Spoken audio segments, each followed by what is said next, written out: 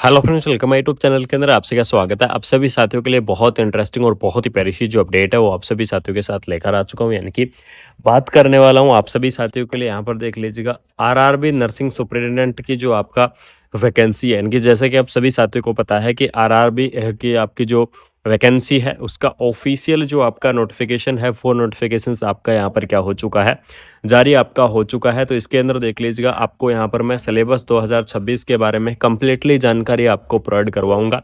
इसी के साथ साथ आपको बता दूं कि एग्ज़ाम पैटर्न के बारे में भी डिस्कस करेंगे कि रेलवे की इस भर्ती का एग्ज़ाम पैटर्न आपका क्या रहेगा। ठीक है, सिलेबस के अंदर आपको मैं इसके अंदर बताऊंगा कि सबसे जो मोस्ट इंपॉर्टेंट आपकी जो सब्जेक्ट होती हैं वो आपकी कौन कौन सी रहेंगी, यानी कि कौन कौन सी ऐसी मोस्ट इंपॉर्टेंट सब्जेक्ट हैं जो कि आपकी बहुत ही इंपॉर्टेंट रोल निभाती है किसके अंदर, किसी भी नर्सिंग के एग्ज़ाम के अंदर। तो उस चीज़ के बारे में भी मैं आपको क्या करूँगा, बिल्कुल से यहाँ पर डिस्कस करूँगा। तो इसके अंदर देख लीजिएगा एनाटॉमी एंड फिजियोलॉजी जो आपकी मोस्ट इंपॉर्टेंट है, इनकी काफ़ी सारे आपके सवाल देखने को मिलते हैं। न्यूट्रिशन से आपके 1 या 2 सवाल आपको देखने को मिलेंगे। बायोकेमिस्ट्री से आपके 1 या 2 सवाल आपको देखने को मिलते हैं। ठीक है, उसके बाद जो सबसे मोस्ट इंपॉर्टेंट जो आपकी सब्जेक्ट होती है वो होती है आपकी नर्सिंग फाउंडेशन। ठीक है, ये आपके लिए क्या है, बहुत ही मोस्ट इम्पोर्टेंट आपकी सब्जेक्ट रहेगी रेलवे की इस भर्ती के अंदर। बहुत ही मोस्ट इम्पोर्टेंट रोल आपके निभाएगी। तो नर्सिंग फाउंडेशंस बिल्कुल शानदार। इसके बाद में साइकोलॉजी की मैं बात करूं तो यहाँ पर आप देख लीजिएगा साइकोलॉजी के अंदर भी 2 या 3 क्वेश्चंस के आसपास आपको देखने को मिलते हैं। माइक्रोबायोलॉजी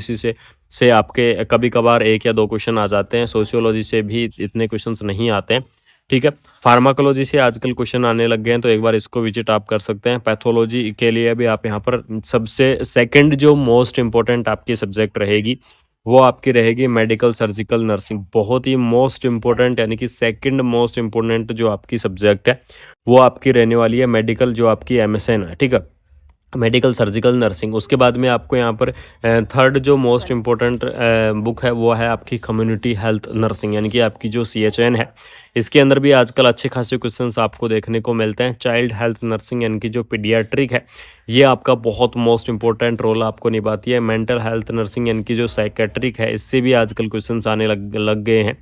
ठीक है, और मिडवाइफरी एंड ऑब्स्टेट्रिकल, ये आपकी बहुत मोस्ट इंपॉर्टेंट क्वेश्चन आपकी जो सब्जेक्ट है वो आपकी रहने वाली है। यानी कि अगर यहाँ पर मैं बात करूँ तो जो सबसे मोस्ट इंपॉर्टेंट सब्जेक्ट हैं जो कि रेलवे के अंदर बहुत बड़ा आपका रोल निभाती हैं, सबसे पहले आपको बता दूं OBG बहुत important first book. Second book आपकी हो गई यहाँ पर देख लीजिएगा चाइल्ड हेल्थ नर्सिंग, यानी कि पीडियाट्रिक्स नंबर 2। उसके बाद में मेंटल हेल्थ नर्सिंग साइकेट्रिक से क्वेश्चन आते हैं number 3। Medical surgical nursing number 4। और इसके अलावा आपको यहाँ पर देख लीजिएगा नर्सिंग फाउंडेशन नंबर 5। ये 5 बुक आपकी ऐसी बुक हैं जो कि बहुत ही इम्पोर्टेंट रोल निभाएंगी। और आपके जो आरआरबी का जो आपका एग्ज़ाम है, यानी कि रेलवे का आपका जो नर्सिंग सुपरिटेंडेंट का जो आपका एग्ज़ाम है, इस एग्ज़ाम के अंदर अगर यहाँ पर आपको मैं बता दूँ तो 70% कवर अप आपको कर लेंगी एग्ज़ाम को। ठीक है, यानी कि लगभग ये मान लीजिएगा कि 70% एग्ज़ाम को ये क्या कर लेंगी, कवर कर लेंगे। ठीक है, ये 5 सब्जेक्ट जो कि आपको मैंने बताई है, ये 5 सब्जेक्ट एक ऐसी सब्जेक्ट हैं जो कि 70% रोल निभाएंगी किसके अंदर, 70% इस एग्ज़ाम को क्या करेंगी, कवर करेंगे। ठीक है, उसके बाद में मैनेजमेंट ऑफ नर्सिंग सर्विसेज से 1 या 2 क्वेश्चन आपको देखने को यहाँ पर मिल जाते हैं। ये तो हो गई सबसे मोस्ट इम्पोर्टेंट बुक। ठीक है, जो कि आपकी नर्सिंग से रिलेटेड हो गई। इसके अलावा अगर यहाँ पर मैं बात करूँ तो आपको देखने को मिलेगी जनरल अवेयरनेस, यानी कि जनरल अवेयरनेस के अंदर भी आपके टॉपिक्स रहेंगे। अगर किसी कैंडिडेट को जनरल अवेयरनेस से रिलेटेड टॉपिक्स चाहिए तो यहाँ पर देख लीजिएगा करंट अफेयर वगैरह आपको यहाँ पर दिया गया है। इसके अलावा आपको यहाँ पर जीके देखने को मिल जाएगी, थोड़ी सी आपकी यहाँ पर रीजनिंग के भी एक आधे क्वेश्चन हो सकते हैं। ठीक है, ये आपका जो टोटल पार्ट है वो आपको देखने को मिल जाएगा। बात करेंगे यहाँ पर कितने क्वेश्चंस आएंगे, यानी कि आपका एग्जाम पैटर्न क्या रहेगा, या फिर रेलवे के एग्जाम पैटर्न के अंदर नर्सिंग के क्वेश्चंस कितने आएंगे और जो एक्स्ट्रा क्वेश्चंस हैं वो आपके कितने देखने को मिलेंगे। तो इस चीज़ के बारे में मैं क्या करूँगा, यहाँ पर बता देता हूँ आपको। तो सब्जेक्ट आपको यहाँ पर दिया गया है, नंबर ऑफ क्वेश्चंस आपको दिया गया है और कितने नंबर का रहेगा वो भी आपको दे दिया गया है। तो प्रोफेशनल एबिलिटी, यानी कि प्रोफेशनल एबिलिटी की अगर मैं बात करूं तो आपकी जो नर्सिंग के सब्जेक्ट हैं, यानी कि फिर नर्सिंग का जो आपका सिलेबस है वो 70%, यानी कि 70 क्वेश्चंस आपको देखने को मिलेंगे नर्सिंग सब्जेक्टों में से।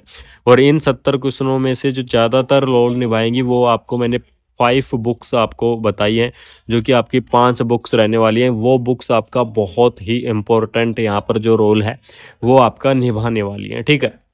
इस चीज़ को आप बिल्कुल से ध्यान में रखना। इसके अलावा जनरल अवेयरनेस के आपके जो 10 क्वेश्चंस हैं वो आपको देखने को मिल जाएंगे। जनरल इंटेलिजेंस और रीजनिंग के जो 10 नंबर हैं वो ये आप देखने को मिलेंगे 10 क्वेश्चंस के साथ। इसके अलावा आपको जनरल साइंस के आपको 10 क्वेश्चंस देखने को मिलेंगे, ठीक है। इस प्रकार से अगर यहाँ पर मैं बात करूँ तो आरआरबी के अंदर टोटल आपके 100 क्वेश्चंस रहेंगे, 100 आपकी मार्किंग रहेगी।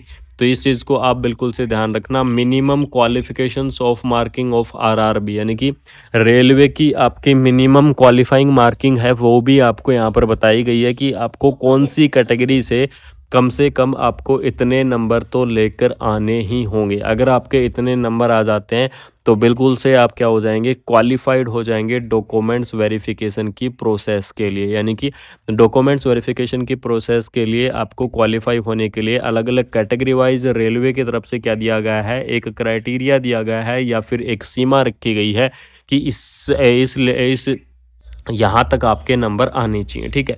इसके अंदर देख लीजिएगा जनरल और इकोनॉमिक्स हैं उनके लिए 40% अंक आने चाहिए, ठीक है। एग्जाम्पल के तौर पर ले लेता हूँ, अगर आपका 100 यानी कि 100 नंबर का पेपर है तो 40 नंबर आने चाहिए जनरल और इकोनॉमिक कैटेगरी वालों के लिए, क्योंकि यहाँ पर अगर आपके 40 नंबर आते हैं तो आपका जो डॉक्यूमेंट्स वेरिफिकेशन है वो डॉक्यूमेंट्स वेरिफिकेशन करवाया जाएगा रेलवे की तरफ से।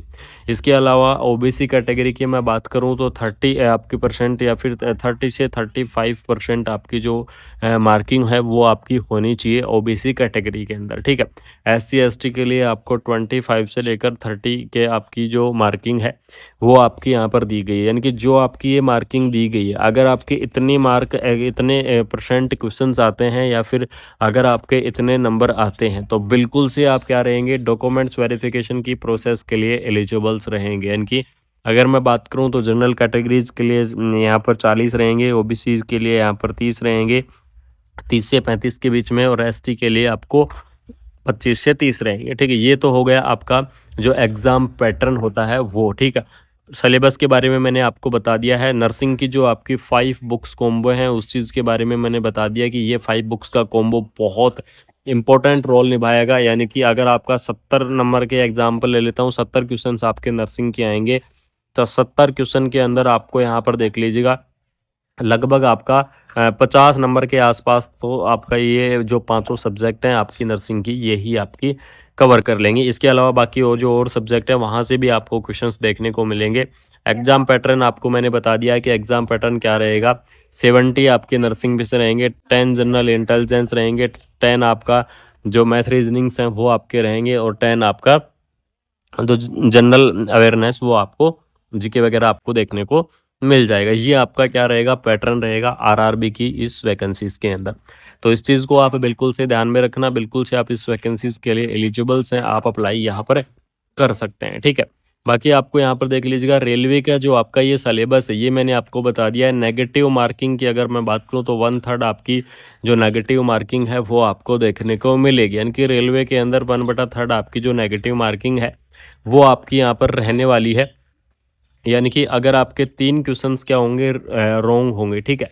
3 क्वेश्चंस अगर आपके रॉन्ग होते हैं तो एक आपका सही जो क्वेश्चंस है वो भी क्या होगा, रॉन्ग होगा। इस प्रकार से आपकी जो नेगेटिव मार्किंग है वो आपको देखने को मिल जाएगी। आरआरबी की तरफ से आपको बहुत ही प्यारी सी भर्ती निकाल दी गई है। यानी कि 2025 के अंदर भी आपको आरआरबी की वैकेंसी देखने को मिली थी, और फाइनली आपका यहाँ पर जो 2026 के अंदर नोटिफिकेशन है, यानी कि रेलवे का आपका 2026 के अंदर जो नोटिफिकेशन है वो नोटिफिकेशन भी आपका क्या हो चुका है, रिलीज आपका हो चुका है। तो बिल्कुल से आप इस वैकेंसीज के लिए एलिजिबल्स हैं तो आप इस वैकेंसीज को अप्लाई कर दीजिएगा। सिलेक्शन आपका सीबीटी एग्जाम के आधार पर होगा। सिलेबस मैंने आपको बता दिया है, एग्जाम पैटर्न मैंने आपको बता दिया है, मिनिमम क्वालिफाइंग मार्किंग आपको मैंने बता दी है। अगर आपके फिर भी कोई भी डाउट है, किसी भी प्रकार के डाउट है, तो कमेंट बॉक्स के अंदर आप क्या कर सकते हैं, कमेंट कर सकते हैं। आप सभी साथियों को बता दूं कि कमेंट बॉक्स आप सभी साथियों के लिए ओपन है, तो कमेंट बॉक्स के अंदर कमेंट कर दो। कोशिश करूंगा कि आपको मैं टाइमली रिप्लाई कर सकूं, टाइमली आपको जो इन्फॉर्मेशन है वो आपको मैं प्रोवाइड करवा सकूं। तो बिल्कुल से आपको वीडियो को शेयर करके ऐसे ही सपोर्ट और प्यार बनाए रखना। मिलते हैं कोई नई अपडेट के साथ, कोई प्यारी सी शानदार सी इन्फॉर्मेशन के साथ। Thank you so much. जय हिंद, जय भारत।